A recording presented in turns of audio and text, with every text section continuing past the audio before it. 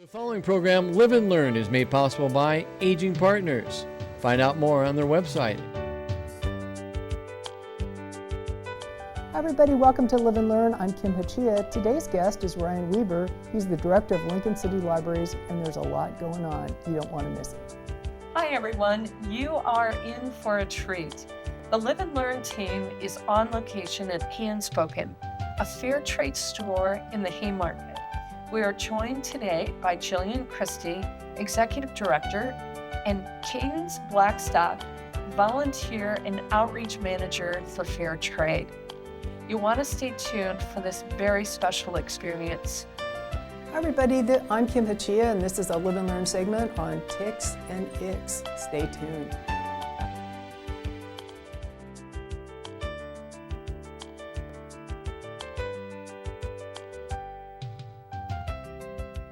This and more on today's Live and Learn. Hi everybody, my name's Kim Hachia, and welcome to Live and Learn. Once again, I want to really thank our friends at Aging Partners and Ellen Cave TV for just being the great professionals they are and helping us produce the show. We're back in the Bill Luxford studio today. We're not in the studio out at Victory Park, and it's great to be kind of home. And my guest today is Ryan Weber. Ryan is the director of Lincoln City Libraries, and we're going to be talking about all the cool stuff that's happening at the libraries, kind of right now, but also maybe going into the future. So thanks, Ryan. Yeah, Kim, glad to be here. Yeah. So I interviewed you maybe 3 years ago when you were the new guy. Yeah. And we talked about some of the stuff that was kind of on maybe the plan or sort of a hope for future. And some of that is kind of starting to be a thing. Yeah. So let's talk about the big thing. A lot has happened in 3 years. Yeah. And that one of them is that big thing, and Yeah. that's the planning for a new central library on O Street, 1111 O Street in the heart of downtown. Which is pretty cool. Yeah. And so what is that building now, and when are we going to be able to walk through the doors and go, wow, this place is cool? Well, the building is owned by the city. We've Okay. owned it for close to a year. Okay. And the process in order to get there first, so since the last 3 years, we did a lot of community engagement and took a look at how to place that library potentially at that former Pershing site. But then it was just about 2 years ago when we decided to start thinking outside the box. Maybe there was a better solution, a little bit cheaper, and still keeping it downtown or close to downtown. And it was just a year and a half ago when SCC had their Education Square building at 1111 O Street up for sale, and after some investigation, we realized it would make a great public library space. Yeah. I mean, it is, it truly is the heart of downtown Lincoln. And, there's a lot going on downtown in terms of construction, but eventually that's going to be a really cool opportunity for like a reuse of a building, but also just a really creative. So what are the kind of things you guys are envisioning for this library? Well, what makes it great is it was designed as a public building. It opened in 1979 as the former Centrum Mall. So it has high ceilings, good bones, and just perfect for the library to come in and put in books and programs and conference and study spaces. But one of the other amenities is wonderful parking. Right attached to the building is the city-owned Center Park garage with a lot of spaces, and we'll have spaces especially dedicated for the folks who are visiting the library. So easy access, safe access right to the library on different levels. In addition to, of course, front entries on the northeast and the northwest corners. Okay. But I think what's going to make this library really outstanding and recognized as a really great library, not just here in Lincoln or Nebraska, but I think this is going to be a world-class library because of how we're treating it in terms of partnerships. We're looking at some partnering organizations to be in the building with us. The building is a little bigger than what we need for our library program. So we're so excited to reveal some of those. We're not quite there yet. Well, in terms of square footage, how does it compare to Bennett Martin? Yeah, so Bennett Martin is about 64,000 square feet, and a lot of that, almost fully 1/3, is the lower level, which is not publicly accessible. Okay. In the old days, part of it was we used to have our reference collection and periodicals down there. But for the last, I'm guessing, 15 or 20 years, it's been mainly just a staff area. And then the new building is 80,000 square feet approximately. Our program is still based on 65,000 square feet, but then we're also going to add a rooftop auditorium on top of the new that'll building. be nice. So, like, Other, what do you envision happening in the auditorium? yeah, so it's going to be about a 3,000 or 4,000 square foot space that will seat upwards of 250 people in a lecture style program, whether it's a Okay. library program or used by the community. We really want to make it accessible and used as much as possible. We can also fit about 180 seats banquet style, so it can be used for programs, but also banquets or Well, you know, finding meeting space is a little bit tricky for people. yeah. And if you,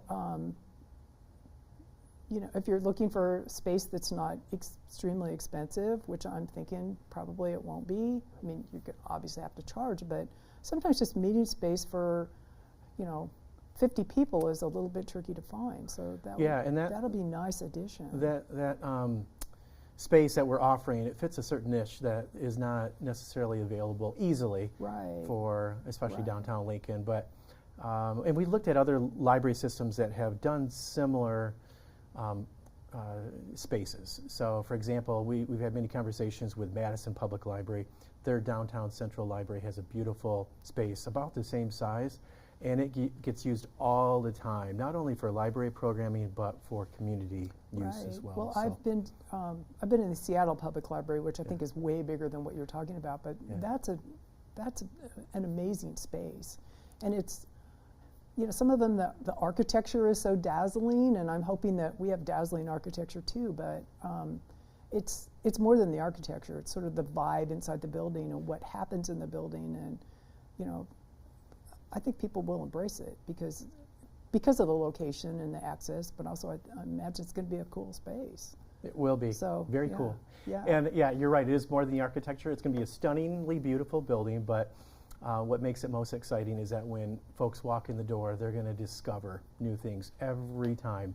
You know, around every corner, on every floor, whether you're there to read a magazine or the daily newspaper or find the favorite book, you're going to be able to browse all of our collection, which will be out on the floor, first floor, kids, teens, second floor, all of our adult fiction and nonfiction collections. Also on our second floor, we have an incredible collection right now at Bennett Martin. It's called the Poly Music Library. Oh yeah. And it's been around for a long time, kind of hidden away on the second Yep. floor at Bennett Martin, but it's going Yep. to be front and center at the new Central Well, Library. and there's also is it called the Heritage Room? The Heritage And Room I'm of assuming Nebraska that will move authors. over there. So Yep, they're going to yeah. be teamed up right next to each other on the second floor and open most hours of the week when the library is open. So it'll be fully accessible. And I know really popular. One of the things I was going to mention about the Poly Music Library is that you can, of course, find music and books about musicians, sheet music collection, but also you can check out guitars or ukuleles. The Poly Music Library will also have a podcasting space, a soundproof space where folks can come in and use it for creating their podcast or recording something. So are you gonna have a video space? Will there be a video studio? We're hoping to kind of modify that into a space that can be adapted for video. It's a decent sized space, but it's a little bit smaller for a full kind of Well, I video know production. there's a couple places that I'm more familiar with, university libraries, and there are kind of little spaces they can use for Yeah. that, and it's kind of fun, and you know, people use them, and plus the little sort of study rooms and all of that are more private and kind of fun. They have those at UNL. Oh yeah, we'll have lots of those. But I think the thing I want to stress is that beyond discovery and finding things that satisfy your curiosity, we want it to be a place where people come in all the time and experience some form of learning. Whether you're there to check out a book or attend a program or visit the Poly or the Heritage Room, we're planning a makerspace on the first floor. So when you enter in from the northeast main entry, you're going to pass the Mill Coffee Shop first, but then when you come in, you'll see this beautiful space where creativity will reign with 3D printing and laser cutters and sewing machines and Cricut machines. The whole idea of a coffee shop in a museum and a library, I think is very cool. You got distracted by coffee. I always get distracted by coffee. I think that's very cool. The Mona out in Kearney, the Museum of Nebraska Art, they have a little coffee shop there, which is really kind of nice. Yeah. And I hadn't anticipated that was going to be there. It was like, oh, this is kind of fun. And times have changed. It used to be like, do not come in the library with anything.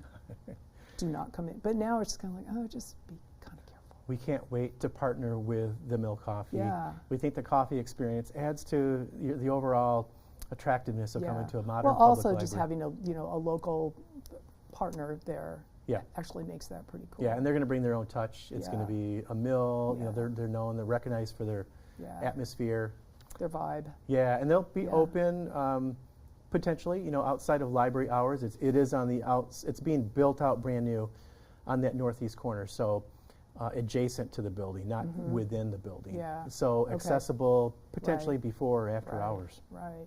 So before we started rolling, you were telling me a couple things, that you guys have a new bookmobile that we wanted to talk about, and also the summer reading program. So let's talk so about that. many good things are happening at the library, and our residents appreciate the ability to get books at all of our branches, but also at our two new bookmobiles. For a long time, maybe 15 years or so, we had the lead sponsored bookmobile, which was a big it looked like a bread truck, right? No, it was like a bus. Yeah, it was more of a bus size bookmobile. Carried a lot of books, and for a long time we've done county outreach stops, city stops. The two new bookmobiles will follow a similar model. One will be going to regular stops, county, city still. But then the other bookmobile will be stationed more at pop-up events or farmers markets. That's a good idea. Senior homes. It can be called out on special request. If you visit the library's website, on the bookmobile page, there's all the instructions, all the notes on what the bookmobile is there for, but also how you can reserve it or put in a request at least to have it visit your neighborhood or your event, that kind of thing. Well, that's fun. That's very cool. Yeah. And so then let's talk about two things, and then we'll wrap. Summer reading. Yep. And One Book, One Lincoln. Yeah, great. I love it. Yeah. So big right now for us, summertime, is the Summer Reading Challenge. And it's one of our signature events. Our staff team does an incredible job all year long planning for these few months during the year. And it really pays off, and it pays off not just for us. We get great satisfaction, but it pays off for our residents. And this year so far, actually, I'm going to step back. Last year we saw a huge increase in participation, about a 25% increase. And we're on pace for that same type of growth this year. And that just tells us that we're planning the right programs, we're making the library a fun experience for kids and adults, and we're providing a lower cost alternative option, for families to stay busy during the summer. We got like 1 minute left, so let's talk about One Book, One Lincoln. One Book, One Lincoln. So we have 3 books right now that are up for reading and voting all summer long through the end of August, and our goal is to then bring that winning author of that book here for a fall event. Yep, the books are Culpability by Bruce Holzinger, The Names by Florence Knapp, and There Are Rivers in the Sky by Elif Shafak. I'm going to clap that you could pull those out. There's no way I would be. I'd have to be I've seen them and I've talked about them quite a bit. Well, that's great. Yeah. That's great. I think we're kind of out of time, so I think thank you for spending the afternoon here doing this, talking about the library, because I know it's a passion. People in Lincoln love their libraries, and I'm really glad that we support them, and I thank you for coming over today. Well, thank you. Glad to share. Yeah, you're welcome. Thanks, Kim. And I want to remind our viewers that it's never too late to live and learn about the public library in Lincoln. So, I'm playing with the dog, and I get this robocall from the Social Security Administration saying my card had been suspended and I had to call them back immediately. And that's when I remembered a tip from the AARP Fraud Watch Network. Random robocall? This is a Social Security scam. Recognize fraud sooner, Robots. so your money lives longer. The younger you are, the more you need AARP. Hi everyone, I'm Julie Masters, and boy are you in for a treat. We are here on location at Handspoken in the Haymarket. We're joined by Jillian Christie, Executive Director, and Katie Blackstock, the Volunteer and Outreach Manager for the store. Ladies, welcome. Thank you so much for having us. This is wonderful. Oh, well, we just are so grateful that you would open your space to the Live and Learn viewers so that they can have the pleasure of seeing what so many other people have seen. Yeah. So a couple of questions just to acquaint our viewers with the location and also about the two of you. So, Jill, tell us about the mission of Handspoken. And then I think the other thing is, how did you get involved? Yeah, of course. So, Handspoken, formerly 10,000 Villages Lincoln, is a nonprofit fair trade store. And that just means that we are working with artisans around the globe. We've got 30 different countries represented in store. These artisans have skills and talents, but for a variety of reasons, they're not able to earn a sustainable living wage with their work. And so what fair trade does is tries to put the emphasis up front on those makers, making sure that they are supported, well taken care of, and first and foremost, getting fair living wages up front when we place our orders. That way we can better support them and their livelihoods and their families and their communities. But we purchase their products, we bring them here to our market, we sell them. Again, because we're a nonprofit, we're not paying out an owner or shareholders. Our mission is just to be successful in business so we can keep placing those orders with our artisan partners and they can continue to be successful and support their communities.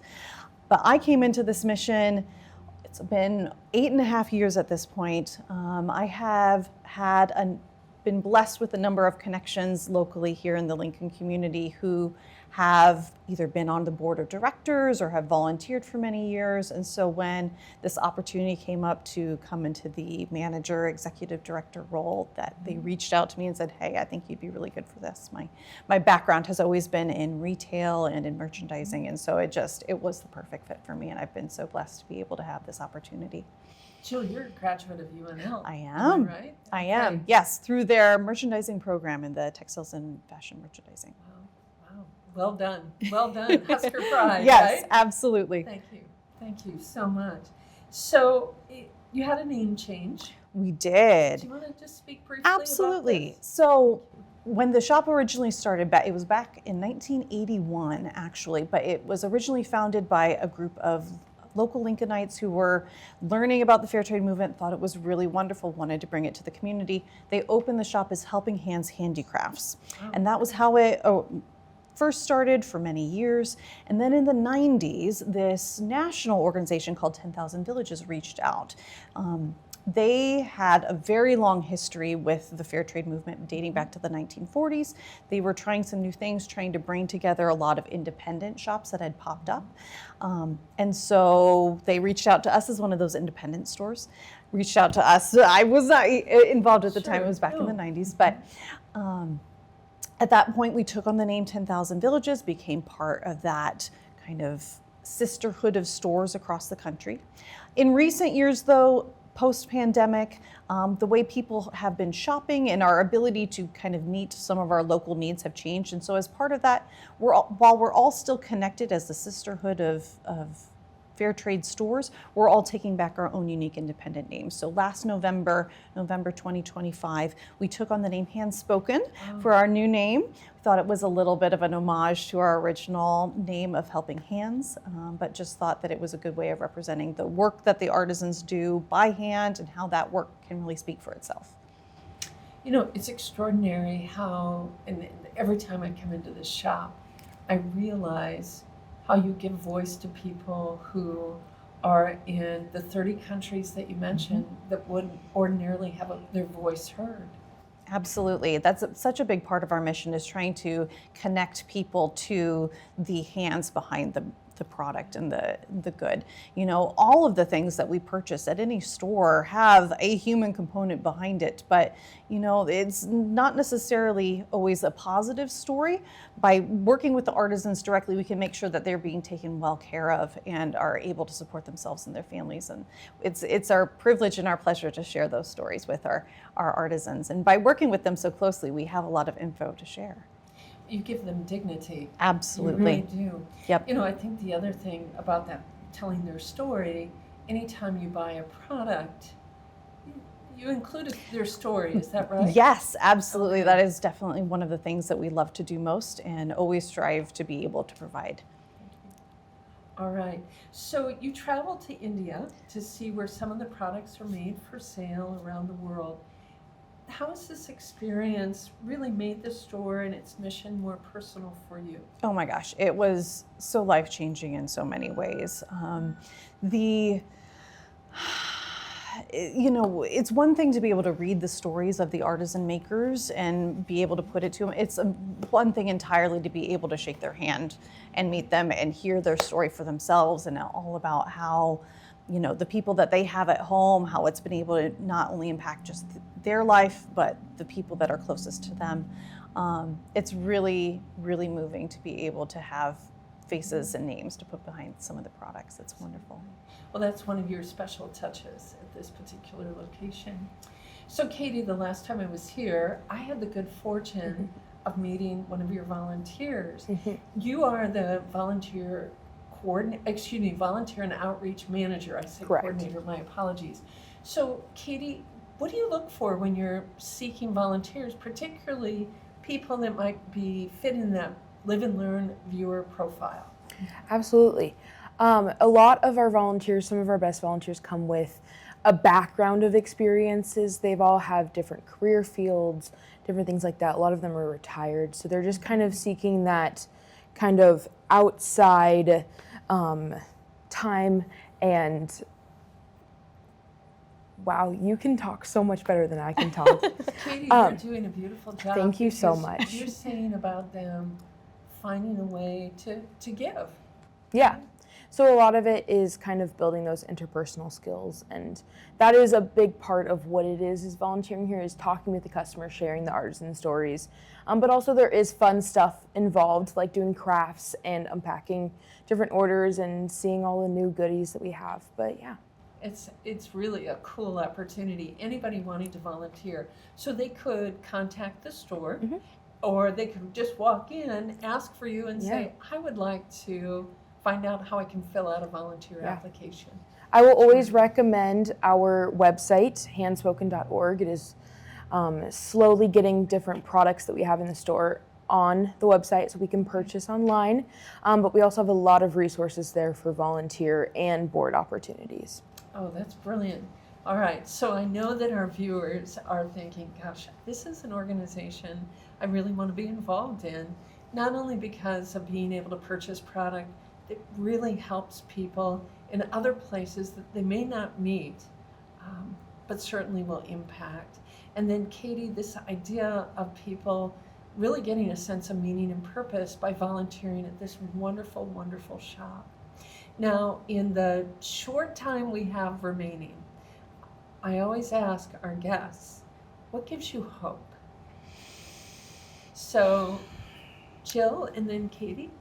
For me, it's just the number of people and the diversity of people that really seem to appreciate and resonate with our mission. You know, we have folks of all walks of life coming in who some may have heard of fair trade before, some may have not.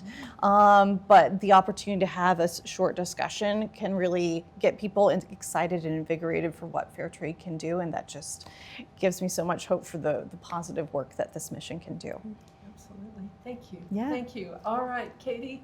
I think something that gives me a lot of hope is movements like fair trade, where these things are all possible. We can prioritize people and the planet over the maximum profit of each item. And so I think continuing to support and create resources for these movements, I think that's what really gives me hope. That's beautiful. That is beautiful. Well, ladies, thank you so very much for opening your store a little early, but opening your store to our production team and to give us the opportunity to share your mission and your vision with our viewers. So thank you. Thank you. Very Thanks for much. having us. Oh, you're very welcome. Jill, I truly am excited about being in this store and to see these beautiful products. Talk a little bit about this particular basket and what it represents for the artisans. Yes, absolutely. So these baskets are really beautiful and quite special. Grass baskets are something that has been around in parts of Southeast Asia for a very long time.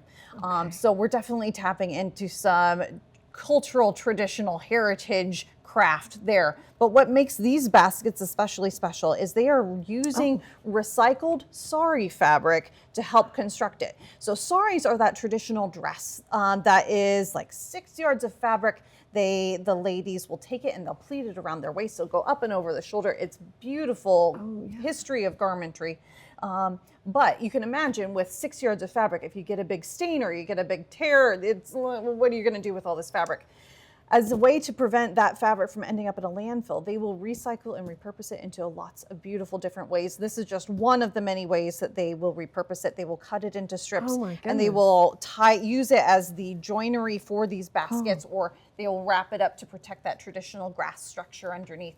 And it's just one of the funnest items to unpack every time we get it into the store, because we don't know what colors we're getting. It's all recycled fabric. So it's always super cool to see, what was the creative inspiration in joining what specific colors of fabric together in order to make each basket, and see just that little inspiration behind. Every product is one of a kind. Absolutely. So if if somebody's thinking, gosh, I need to get a gift, like a housewarming gift for someone, or someone is moving and going away to university, and a nice basket to be able to store things. Absolutely. This is perfect. Plus you can put the lid on it, and then, all the mess stays inside. Looks beautiful. Oh, love this. Yeah. This is perfect. So you have some other products here that I think is just terrific. So for instance, oh my goodness, talk about the little pot holders. Oh my gosh, so these are so cute. They are made with traditional backstrap woven fabric from Guatemala, but these are coming out of a group called Upavim, which is helping support a number of women in the La Esperanza community of Guatemala. It has been, there's been a lot of difficulty there with gang violence, and so this has been able to really help support not just the women, but the community. They have been able to create and support a Montessori school to support the artisans' kids. They have a bakery that's providing a number of jobs as well that serves bread to the community. They have a nurse practitioner that comes in, I believe, once a week or a couple times a month to help provide free and low-cost services to not only the women, but other members of the community. It's really been able to uplift that whole area and community of La Esperanza. You think about it, I don't know why, but the Beatitudes is coming to my mind. And you fed me when I was hungry, and you clothed me, and all the things that this particular location does absolutely. To give people not only voice, but to empower them and to give them strength and courage. Yes. This is amazing. Absolutely. And I'm going to keep this out because I have somebody who already needs this as a gift. All right. And then we have... well, if we're going to talk about anything, we have to talk about the elephant poop paper. Elephant poop paper. Elephant poop paper. I promise it's fully sanitary. That's the number one question I get. But yes, so this is coming out of Sri Lanka, which is that small island country to the south of India. There they were having, there's a bit of a story. The commercial forestry was eating up a lot of the native habitat for the Asian elephants that live there. And as a result, the Asian elephants were starting to encroach more and more upon the locals, the farms, the villages. They were starting to eat up a lot of their resources and the crops that they were growing. And so it was creating a lot of conflict between elephants and people. This artisan partner group, Mr. Elipu, saw that problem, decided to make a solution by making paper that uses the semi-digested plant pulp that's the main component of the elephant dung. They take it, they sterilize it, They use that plant fiber, they combine it with other recycled papers, and they turn it into these beautiful journals and notebooks that they decorate so beautifully. But it's a great way to tell somebody I love you. Have some poop. I don't know why it's coming to my head, but poop happens. It does. So. It does. It definitely fits in for just a certain person's sense of humor. But it really does a lot of great work. It's creating some symbiosis between the local economy and the elephants and helping everyone thrive together in Sri Lanka. And you think about this dear soul who had an idea, right? That knew that this would be a way to give back to the community. Now, absolutely. I have a wonderful, great niece that has just come into the world, and I see you have a lot of items for children. Yes, that we you're do. Thinking, oh my gosh, what a great place for gifts, but also to introduce them to fair trade. Yes. And I will say too, we have a great children's literature section that really focuses on multiculturalism and diversity and trying to just touch on different countries and cultures around the globe as just a great little entry point for kids' education. But there's also a number of fun little toys and knickknacks and fluffy alpaca friends and wheeling galimotos from Kenya. And just beautiful. It's such a colorful section of the store. I love it so much. Well, Jill, we just wanted to give our viewers a little taste of this beautiful shop. And what we would encourage our Live and Learn viewers is to come in. You're on the corner of 8th and P in the Lincoln Haymarket. We share the same corner as the Mill and as the Oven Restaurant and as the Beer House Brewery. Okay, so start with some coffee, then get a bite to eat, and come in here, shop like you mean it, and then go have a beer. Yeah. Very good. All right. Absolutely. Sounds like a great day to me. Jill Christie, we are so grateful to you and Katie for taking time to meet with us today, to introduce the Live and Learn viewers to this amazing shop, but also the good that you do in the world. So thank you. Thank you, Julie. Truly a gift. And to our viewers, remember, it's never too late to live and learn. My kid has been asking for this hot new gaming thing, and I was like, okay, he had a birthday coming up anyway. So I finally find the video game online, in stock. Thing is, it was from this shoddy website full of typos. That's when I remembered a tip I got from the AARP Fraud Watch Network. Bogus website, this is a shopping scam. Got us matching t-shirts instead. Recognize fraud sooner. He loves his. So your money lives longer. The younger you are, the more you need AARP. Hi everybody, welcome to Live and Learn. My name's Kim Hachia. I want to, as usual, give a big, huge shout out to our friends at Aging Partners and LNK TV for helping produce the show today. It's just a pleasure to work with such professionals. And we just have such a good time doing the show. And we're in our makeshift studio out here at Aging Partners, and everybody's so welcoming. And if you have a chance to come out to the Aging Partners facility at Victory Park, come on out. It's really nice. So, you know, summer is the time to get outdoors, but there are things to be aware of. And so today's segment I've called Ticks and Icks. And my guest is Kate Chapman, and she is a University of Nebraska Extension entomologist, and we're going to talk about ticks. So welcome to the show, Kate. Yes, thank you for having me. Thanks. So let's just jump in. Why does it seem like everybody is all of a sudden on high alert about ticks? I mean, it is summer, but people have just... Right. It's ratcheted up to 11. It has been, especially this year too. Yeah. And you know, ticks can actually be active year-round as long as it's above freezing. But summertime, people are outdoors having fun. It's kind of peak tick season. And ticks are bad this year too. CDC has said that an increase in emergency room visits due to tick bites this year. Eek. Yes. Do they have an idea why? You know, we had a mild winter, and that has a lot to do with tick populations too. So the winter doesn't kill them off or whatever? Yeah, it doesn't kill them off quite as much as it should, in my opinion, but yeah. So let's talk about, I know that there's like diseases that we need. Is that why people are freaked out? Or is it just because the whole ick factor of something?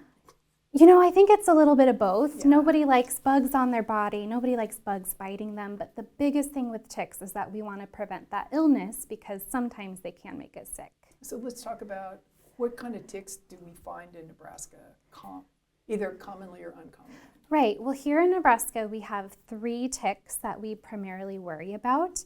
We have the Lone Star tick, the American dog tick, and the black-legged tick, which most people know as the deer tick as well. Okay. And so what are the 3 things we need to, how do you identify, and what are the things that they can cause? Right. So each tick species can actually transmit different illnesses. So a lot of people don't know that if you do get bit by a tick, it's actually really important to know what kind of tick it was. So for example, the black-legged or the deer tick, of the 3 is the only one that can transmit Lyme disease. So a lot of people recognize Lyme as being tick transmitted, but it's actually pretty rare in the state of Nebraska because the black-legged tick isn't very common here. Okay, and that's the little tiny, are those the really tiny ones? You know, I think it just depends on the life cycle of the Okay. tick. So right now we're seeing a lot of really tiny Lone Star ticks. It kind of just depends if it's an adult or if it's a baby. And then what's the deal with the Lone Star ticks? So the Lone Star ticks, even though they don't transmit Lyme, they can transmit other illnesses. So it's still important to be on top of removing the tick if you're bit. The biggest one with the Lone Star tick is actually alpha-gal syndrome, otherwise known as red meat allergy.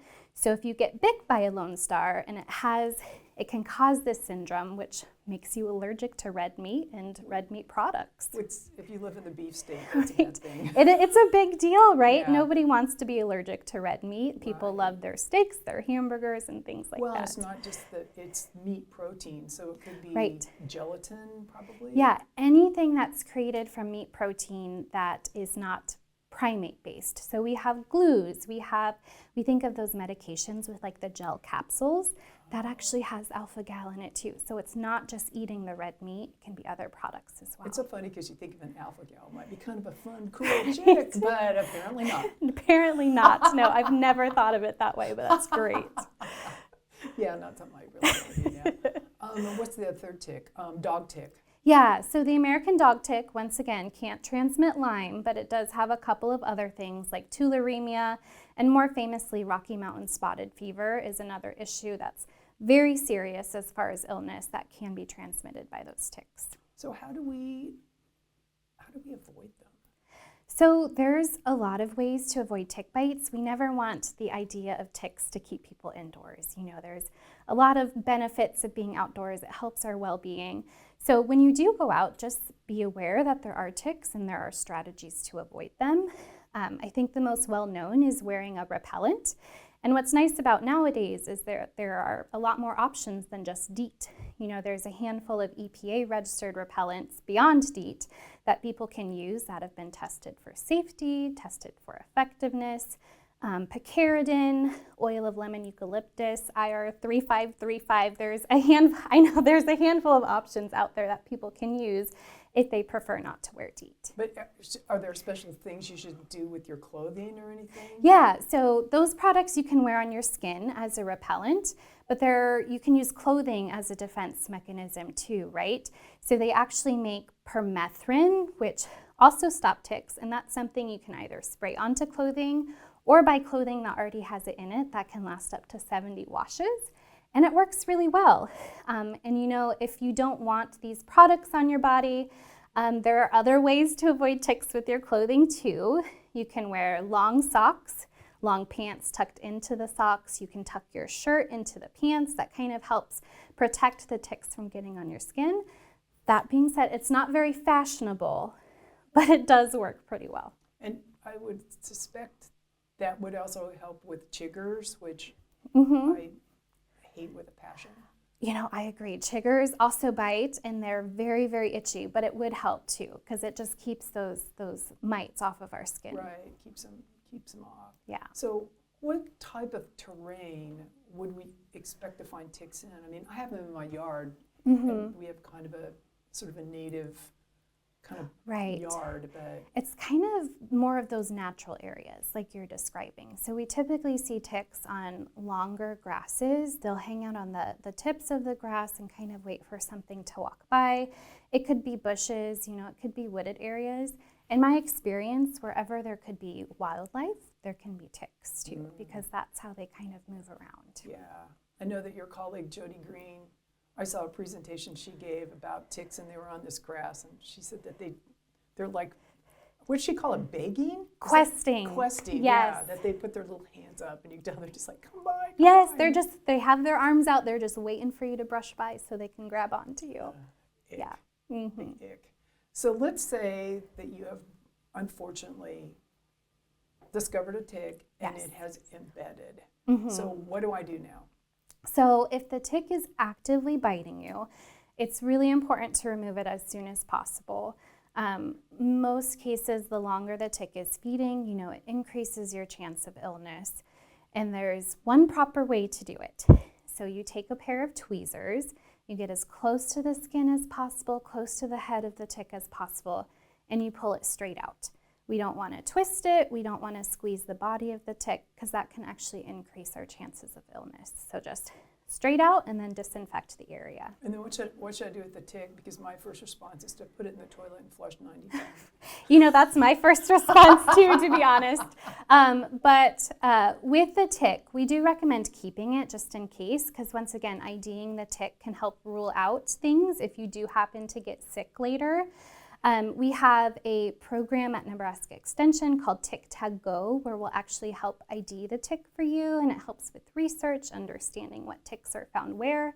And then most recently, UNMC actually has a tick testing lab where you can mail in your tick to them at no cost, and they'll actually test that tick for pathogens that cause illness. Oh, cool. And so that being said, it's not a diagnostic tool. Not every tick carries disease. Not every tick is going to get you sick. And instead of relying on that test, really you should just watch out for symptoms over the next couple weeks. And if you do get sick, always visit with your doctor. Well, I know that with Lyme, they're supposed to look for the bullseye and all these kind of things. And I don't know. Yeah. So if I'm going to mail a tick to you guys, is this the deal where I'm supposed to put it on the tape? Or should I put it in a medicine jar, or what should I do with it? Yeah, so you can do either. Tape is easy, especially if you find a tick just walking on your clothing, just grab a piece of tape and, get it easily. You can put it in there, store it in the freezer for a little while until you're ready to mail it. I know that's kind of weird to have ticks in your freezer, but it's a good way to preserve them. And then you can put it in an envelope with a little sheet that we ask you to fill out, and you can mail it in. So how do ticks get the diseases or whatever in the first place? Right. So they'll pick it up. What's kind of the lifestyle of a tick? Right. So a lot of ticks require multiple hosts. So that can be wildlife like deer or rabbits, and that's where they pick up those diseases and how they get spread. Okay, so then dredging back into my long-term memory of taking a class in parasitology. Mm-hmm. So they call them instars? Is that like Yes. a baby tick? So then say it bites the deer, falls off the deer, then it waits for the person, and the deer have the Lyme virus. Is Yes. that how that works? Yeah, Okay. they could potentially have the virus, and then the pick will pick it up and then transmit it to the next thing. Okay, and then ticks can also cause diseases in our pets, right? Yes. So, Lyme disease is the most famous one, and a lot of people don't realize that our pets can also get Lyme too. So do the deer get it? I'm not entirely sure the answer to that. I apologize, Kim. No, that's But, okay. It just yeah. sort of dawned on me that I guess that, they carry it, but they Right. And some creatures can possibly carry it but not exhibit symptoms too. So, like I said, not every tick can get you sick, but it's just we need to be cautious about it. Yeah, they do have a high ick factor. Yes. So another ick factor, I heard recently that West Nile virus was found in mosquitoes in Lincoln. Yes. So what do we need to be concerned about that? So West Nile virus is another one of those very serious illnesses, and that one is transmitted by mosquitoes. And so we want to protect ourselves from mosquitoes too, right? They're unfortunately part of the ecosystems, and when we go outside, we might encounter them. But you can also wear those repellents. They work for ticks. They'll also work for mosquitoes. And then sometimes we just need to time our activities around when it's peak mosquito time, so they're most active at dawn and later in the evening at dusk. So if we can kind of avoid those times, which isn't always possible, but that's when you're most likely to see mosquitoes and get bit. I know, I don't know if it's myth or reality, but some people and I'm one of them, seems to just be like a mosquito magnet. Right. Is that a thing? Yeah, so there's some research out there, and I don't know the specific details, but some blood types are actually a little more attractive for mosquitoes. Yeah. And so some people seem to get bit, some people don't, and people have unique immune systems too, so there's a good chance that even if you are bit, maybe you don't have a reaction, and other people might have a more serious one. I used to run in the morning, and when I would be done and I would be stretching, and of course I'm emitting all this CO2 and sweat and all sorts of stuff, and it was just like these swarms of mosquitoes would come to me, and so I finally learned to like go in the house before I did that. Right. It was just, yeah, and you know, thinking about going back in the house, you know, we talked about all these ways to repel ticks, but there is no better substitute than just checking yourself for ticks when you get inside. You know, even if you have the repellent on, even if you don't, just do a quick tick check, because the sooner you get it off of you, the better. yeah. It is also kind of creepy though when you look down, you're just like, why is that on my shirt? Right, You know? right. You know, I'm an entomologist and I still get that ick factor too. Yeah. So I completely understand. That's pretty funny. Well, I think this is a good place to stop. We've covered all the high points, and I really thank you for coming out. And I thank the University of Nebraska for doing all this research on stuff, because that's part of that teaching, research, and service mission. So I think that's great. Yeah, I it think that's certainly great. is. So Thank you thanks. so much for having me. Yeah, you're welcome. And I'd like to close the show by just saying it's never too late to live and learn about ticks and icks. My kid has been asking for this hot new gaming thing, and I was like, okay, he had a birthday coming up anyway. So I finally find the video game online, in stock. Thing is, it was from this shoddy website full of typos. That's when I remembered a tip I got from the AARP Fraud Watch Network. Bogus website? This is a shopping scam. Got us matching t-shirts instead. Recognize fraud sooner, He loves his. so your money lives longer. The younger you are, the more you need AARP. Hi, this is Stevie, fitness instructor and healthcare educator at Aging Partners here at Victory Park. We're going to be doing some chair yoga today. This chair yoga is going to be really fun. You can do it as dynamic as you want. You can really work on the dexterity of your hands if you want to work on that arthritis.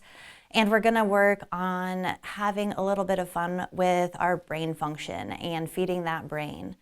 So we're going to go ahead and start with our warm-up. We're going to do our chair yoga and then have a cool down for the day. If when you're sitting, you find that your knees fall below your hips, a yoga block is amazing, and we can put that down and stand on there so we're a little bit taller right here. That's always an option. Having a yoga block at home is a phenomenal tool, and I would suggest it for anyone. All right, let's go ahead and get started with that warm-up.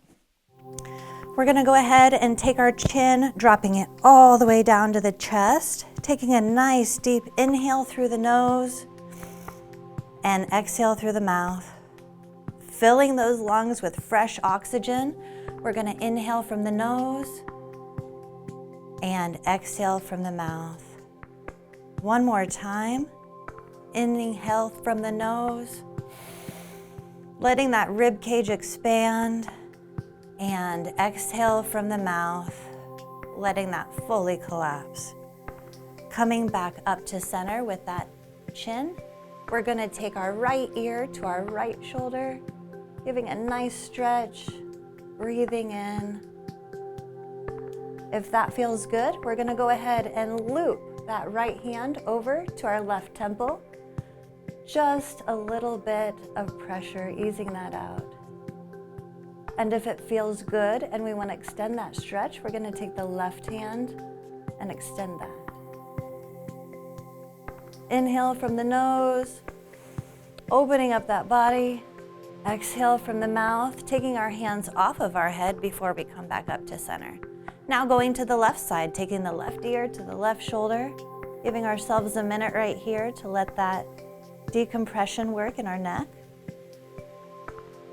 If we want to advance it, we're going to loop that left hand over to our right temple. Just some slight pressure, nothing to pain, no twisting, nothing sharp. If anything feels sharp, back off. And extending that right arm out if you want to advance that stretch. Taking some nice deep breaths in. Exhale out the mouth. And lowering those hands before we move our neck back up. Rolling our shoulders backwards. We're gonna go forwards. Ah, that feels good. Let's get our hips and our neck into it. So we're gonna go out and in. Ooh, getting some pops and cracks already. And rotating out those ankles. If you ever need to quickly wake up those legs, we're gonna just do a drop, just a straight old foot drop. That gets all that blood shooting straight up and back down, and now we're fresh and ready to go. All right, so this chair yoga exercise, you have to do it the way it works for you. So maybe we need to do a little more handwork and dexterity. We're gonna be doing something called pick the fruit. Maybe you wanna do this workout more as a yoga flow and you wanna flow it up. Maybe you wanna work on the grip. It's up to everybody. Everyone's different and you have to go and do what is right for you. All right, we're gonna start our yoga. Here we go, we're gonna pick the fruit, starting with our right hand at center. We're gonna inhale, pick the fruit, exhale, back to center. Inhale, put it in the basket with the palm down. Exhale, back to center. Inhale, pick the fruit. Exhale, back to center. Inhale, put it in the basket with the palm down. Exhale, back to center. Last time. Inhale, pick the fruit. Exhale, bring it to center. Inhale, put it in the basket. Exhale, back to center. Switching out to the left side. Inhale, pick the fruit. Exhale, bring it to center. Inhale, put it in the basket. Exhale, back to center. Inhale, pick the fruit. Exhale, bring it to center. Inhale, put it in the basket. Exhale, back to center. Final time. Inhale, pick the fruit. Exhale, bring it to center. Inhale, put it in the basket. Exhale, back to center. Perfect. Now we're gonna give it away. Starting back on that right side. Bringing our hand back to center, taking nice deep breaths, reaching up as high as we can, picking the fruit. Exhale, back to center. Inhale, give it away with our palm out. Exhale, back to center. Inhale, pick the fruit. Exhale, bring it to center. Inhale, give it away. Exhale, back to center. Last time. Inhale, pick the fruit. Exhale, bring it to center. Inhale, give it away. Exhale, back to center. Going and switching to that left side, right at our center. Inhale, pick the fruit. Exhale, bring it to center. Inhale, give it away. Exhale, back to center. Inhale, pick the fruit. Exhale, bring it to center. Inhale, give it away. Exhale, back to center. Final time. Inhale, pick the fruit. Exhale, bring it to center. Inhale, give it away. Exhale, back to center. Perfect. So now we're just gonna do all of those motions just a little bit more compound. We're gonna do both hands, starting at center. We're gonna put it in the basket, then we're gonna give it away, then we're gonna do our combination. Here we go, starting up, both hands nice and tall. Inhale, pick the fruit. Exhale, back to center. Inhale, put it in the basket. Exhale, back to center. Inhale, pick the fruit. Exhale, bring it to center. Inhale, put it in the basket. Exhale, back to center. Final one. Inhale, pick the fruit. Exhale, bring it to center. Inhale, put it in the basket. Exhale, back to center. Perfect. Now we're going to give it away both hands, starting at center. Inhale, pick the fruit. Exhale, bring it to center. Inhale, give it away. Exhale, back to center. Inhale, pick the fruit. Exhale, bring it to center. Inhale, give it away. Exhale, back to center. Final time. Pick the fruit. Exhale, bring it to center. Inhale, give it away. Exhale, back to center. Perfect. Now we're gonna do our combination. This is where we're gonna bring our physical and our mental workout together. So our right hand is gonna put it in the basket, and our left hand is gonna give it away at the same time. All right, here we go. We got it 3 times. Remember, right hand, palm down, left hand, palm up. We got it. Inhale, pick the fruit. Exhale, bring it to center. Inhale, give it away. Put it in the basket. Exhale, back to center. Inhale, pick the fruit. Exhale, bring it to center. Inhale, give it away. Put it in the basket. Exhale, back to center. Final time. Inhale, pick the fruit. Exhale, bring it to center. Inhale, give it away, put it in the basket. Exhale, back to center. It generally takes that 3rd time to get it right anyway. All right, here we go, fixing and going to the opposite side. So our right hand, palm up, left hand, palm down. Right hand's gonna give it away, left hand's putting it in the basket. All right, here we go. Inhale, pick the fruit. Exhale, bring it to center. Woo! See, I did it. Inhale, give it away and put it in the basket. Exhale, back to center. Everyone does it. Inhale, pick the fruit. Exhale, bring it to center. Inhale, give it away, put it in the basket. Exhale, back to center. One more time. Inhale, pick the fruit. Exhale, bring it to center. Inhale, give it away, put it in the basket. Exhale, back to center. Oh, that wasn't so hard. Well, it kind of is, but we did it. Usually the 3rd time is usually our golden time, which is perfect, and we did it.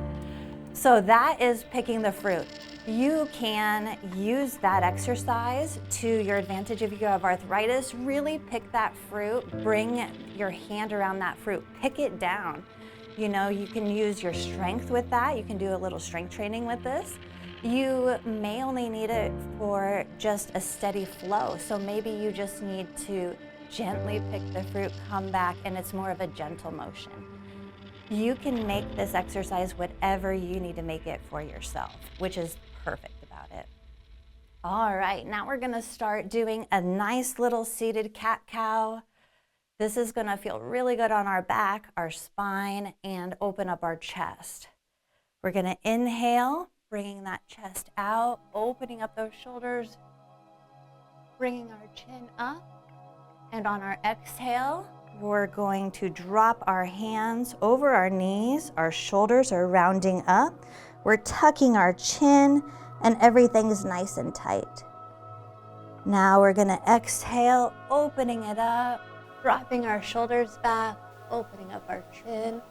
This is the cow position. This is a nice, glorious cow, nice and fat, happy in the sunshine. That's what you should feel like.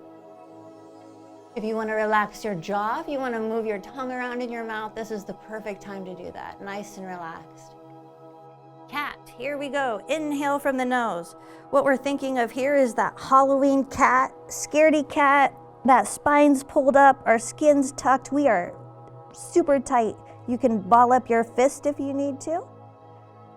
And on that exhale, we're relaxing everything and coming back into our cow position. Do this as natural for you on your inhale and your exhale. Inhale, we're coming up, we're nice and happy and glorious and fat. On that exhale, we're gonna ball ourselves up. All right, perfect. Well, let's go ahead and do some leg work.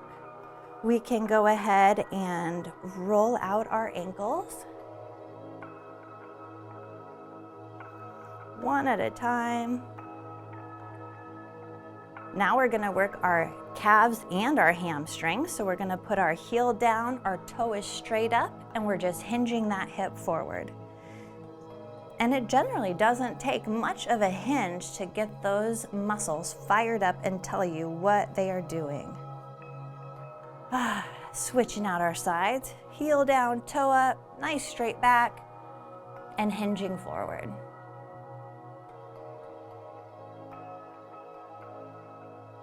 All right, working our way up. Now we're gonna stretch out our quad muscle, the top of our thigh. So we're just gonna go to the side of the chair and drop our knees straight down. And that is gonna give us a good quad stretch. You can rotate your ankle around if that feels good. And swapping back out to the opposite side, because we can't be lopsided. So just dropping that knee straight down. Gotta stretch out both sides good. All right, here's our biggest motion that we're gonna do. We're gonna do a forward fold, which is a lot of hip work, and it's gonna feel really good. So we're gonna take our feet, spread them a little bit further out, and we're only working those hips, right? So we're gonna take a nice deep breath in. Imagine a string pulling right off the top of your head, just like you're a puppet and our spine is nice and straight.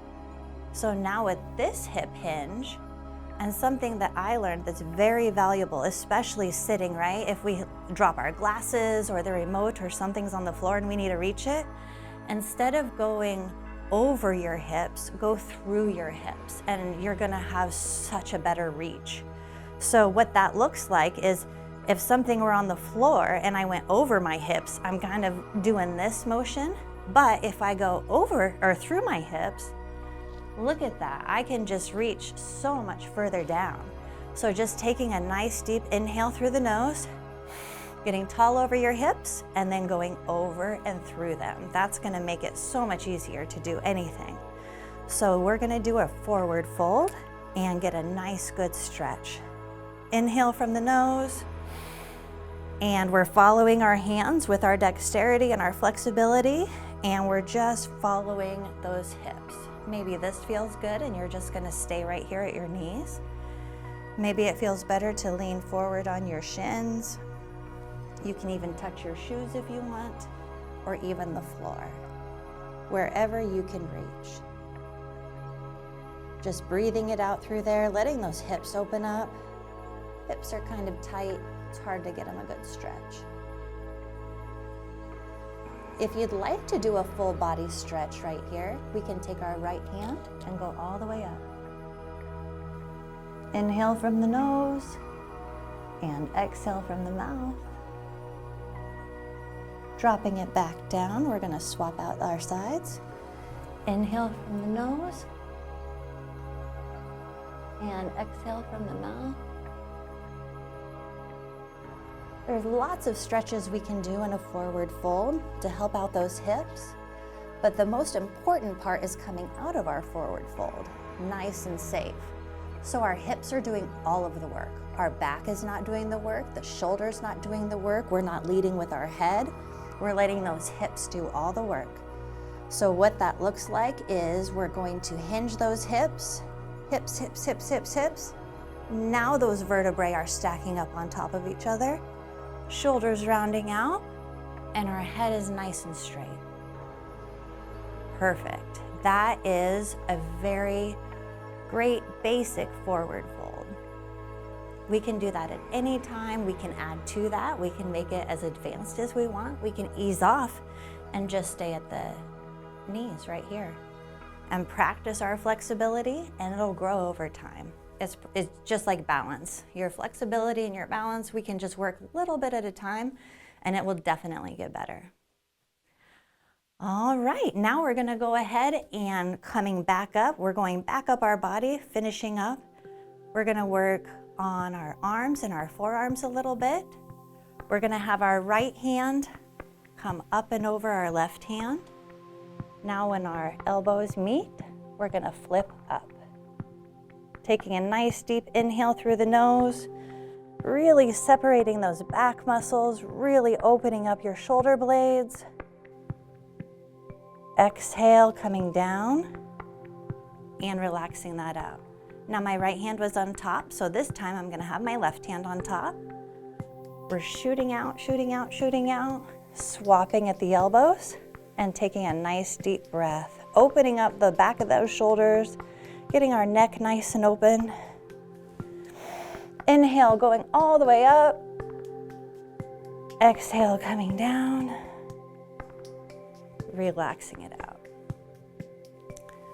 Perfect. Now one more for our neck. We're going to interlace our fingers. We're gonna come to the back of our head and we're gonna press. 4, 3, 2, 1. Coming back to the front. 4, 3, 2, 1. To our left side. 4, 3, 2, 1. And our left. 4, 3, 2, and 1. Strengthening that neck is a big one that we all need to do no matter what age. That neck is pretty important, and it's going to give us a lot of relief on those shoulders, the chest, the top of that back, all of it, everything. Thank you so much for coming to Chair Yoga this morning, for picking the fruit, for expanding a little bit more of our fitness and our brain workout. And we're ready to have a great day. Thank you so much.